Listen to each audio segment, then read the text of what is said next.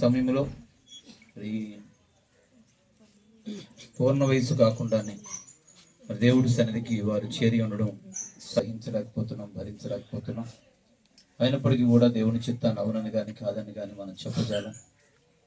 ఆయన భక్తుడు, యెహోవా భక్తుల మరణం ఆయన దృష్టికి విలువగలది. అలాగే అతడు సేవ చేసే దినములు సంపూర్ణమైనప్పుడు అతడు తన ఇంటికి వెళ్ళాను అనేటువంటి లేఖను మనం జ్ఞాపకం చేసుకున్నప్పుడు కేజే నతానీయులు గారు చిన్న వయస్సు నుంచి కూడా వారు దేవుని పరిచర్య చేశారు.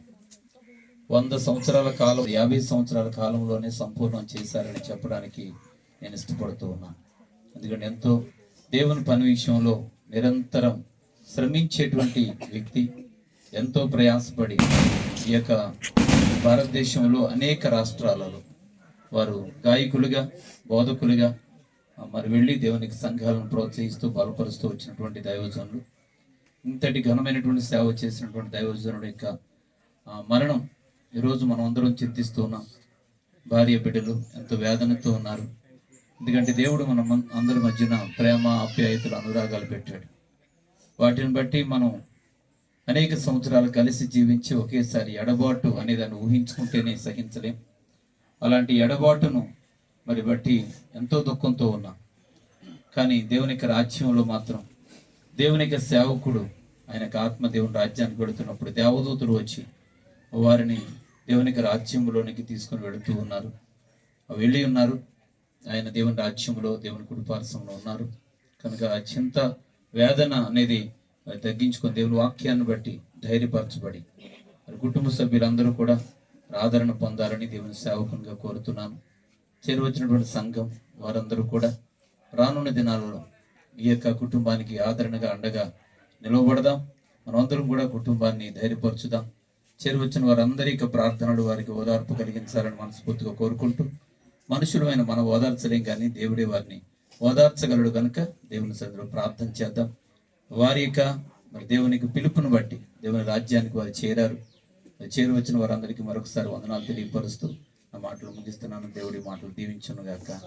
చక్కని సాక్ష్యాన్ని క్లుప్తంగా అందించారు. అయితే ఈ సమయం కాదు, ఎక్కువ సమయం తీసుకుని చెప్పాలంటే. అలాగే మరి నేను కూడా చాలా సన్నిహితం, ఎందుకంటే ఆయన ఇప్పుడు కూడా అనేవారు, అందరికీ తెలుసు దైవ సేవకులందరికీ.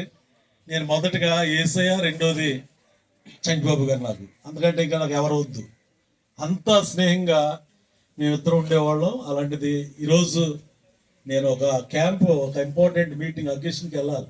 రాజమండ్రి వెళ్ళేటప్పటికి 5:30 సమయంలో బాబు శామ్ మెసేజ్ పెట్టాడు, అంకులు బాగానే ఉంది, మళ్ళీ వెంటిలేటర్ పంపించారని చెప్పేసి ఆయన చెప్పి మెసేజ్ పెట్టాడు. సరే, అంటే నతనీయుల గారి గురించి చెప్పాలంటే ఎంతైనా ఉంది, చెప్పడానికి సమయం లేదు. కానీ మరి అందరికీ తెలుసు తోటి దైవ సేవకులుగా. మరి మీరు అందరూ కూడా ఈ కార్యక్రమానికి వచ్చారు, చాలా సంతోషం. అయితే ఈ కార్యక్రమాన్ని ఇక్కడి నుంచి సమాధి వరకు మరి మన మధ్య ఉన్నటువంటి మా యొక్క పాత ప్రెసిడెంట్ గారు, ఎక్స్ ప్రెసిడెంట్ గారు నవీన్ కుమార్ గారు నడిపిస్తారు. ఆ తర్వాత అక్కడ ఇంకా చాలా మంది దైవ సేవకులు ఉన్నారు కార్యక్రమంలో పాలు భాగస్తులు అవడానికి. సమయం తక్కువగా.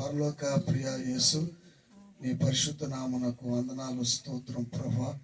ఇదిగో ఈ 2024 తండ్రి జూలై 17 ఉదయ కాలంలో ప్రభా తండ్రి జాన్ నతనీయులు గారు ప్రభు నీ పిలుపు అందుకుని ప్రభా తండ్రి నాయన విశ్రాంతి తీసుకుని ఉండగా మా ప్రభా విడబడిన పరిచర్య, ముఖ్యంగా కుటుంబాన్ని మా ప్రభా తల్లి తండ్రి తన బిడ్డలను ఎలా ఆదరించదు అలాగే మీరు ఆదరించి ప్రభు అని బలపరచమని ప్రభు నేను ప్రార్థన చేసి వేడుకుంటున్నా. ఇచ్చిన మంచి వాతావరణం బట్టి దైవజనులు, ఆత్మీయులు, విశ్వాసం అందరం బట్టి మరొకసారి నీకు వందనాలు ప్రభు. నడిపిస్తున్న మా సేవకులు, మా ప్రియులు బట్టి మరొకసారి వందనాలు. ఈ కార్యక్రమానికి ప్రభు మిగిలింది మీరు అధ్యక్ష వహించి నడిపించి మహిమ, ఘనత, ప్రభావాలు పొందమని యేసు పరిశుద్ధ నామములో ప్రార్థిస్తున్నాం తండ్రి.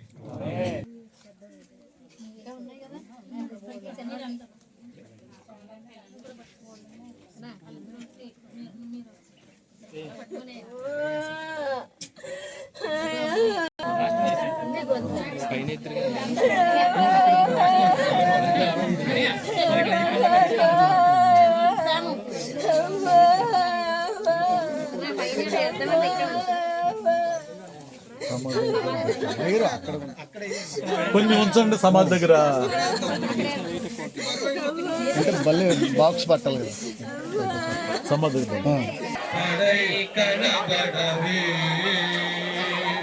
పరదేశులము ప్రియులారా బద పరమేదికారి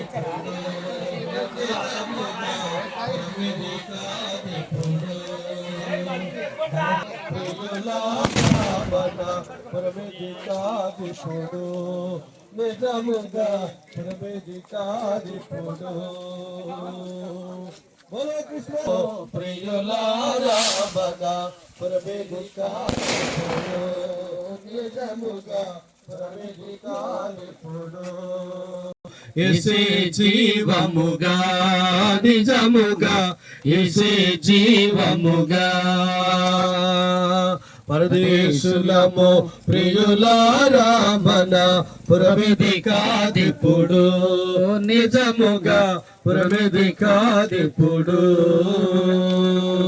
बोलो कृष्ण महाराज के बोलो कृष्ण महाराज के पापुల రక్షకుడికి రోగుల వాంఛుడికి ఆనంద మెస్సకి దయచేసి సమాధి కార్యక్రమానికి వచ్చిన వారందరూ కూడా ఇక్కడ రావచ్చు, బయట దూరం ఉన్న వారు కూడా రావచ్చు. దీన్ని దయచేసి కార్యక్రమంలో అందరూ కూడా దీవెనకరంగా ఉండాలి, సహకరించాలి, ప్రోత్సహించాలి. దైవజనులు నవీన్ కుమార్ గారు నడిపిస్తారు. మంచిది. ఇక్కడ కొద్దిగా ఎవరైనా ఉంటే రండి, వాక్య భాగాన్ని చదువుకుందాం. అపోస్తులుడైన పౌలు తెస్సలోనికీయులకు రాసిన పత్రిక 4వ అధ్యాయం. తెలియకుండుట మాకిష్టం లేదు. మేము మృతి పొంది తిరిగి లేచనని మనము నమ్మిన ఎడల, యేసు మృతి పొంది తిరిగి లేచినని మనము నమ్మిన ఎడల, అదే ప్రకారము యేసునందు నిద్రించిన వారిని దేవుడు ఆయనతో కూడా వెంట పెట్టుకుని వచ్చును. మేము ప్రభు మాటను బట్టి మీతో చెప్పినదేమనగా, ప్రభు రాకడ వరకు సజీవులమై నిలిచి ఉండు మనం ముందుగా ఆయన సన్నిధి చేరము. ఆర్భాటముతోనూ ప్రధాన దూతల శబ్దముతోనూ సజీవులమై నిలిచి ఉండు మనము వారితో కూడా ఏకముగా ప్రభువును ఎదుర్కొనుటకు ఆకాశ మండలమునకు మేఘముల మీద కొనుపోబడుదుము.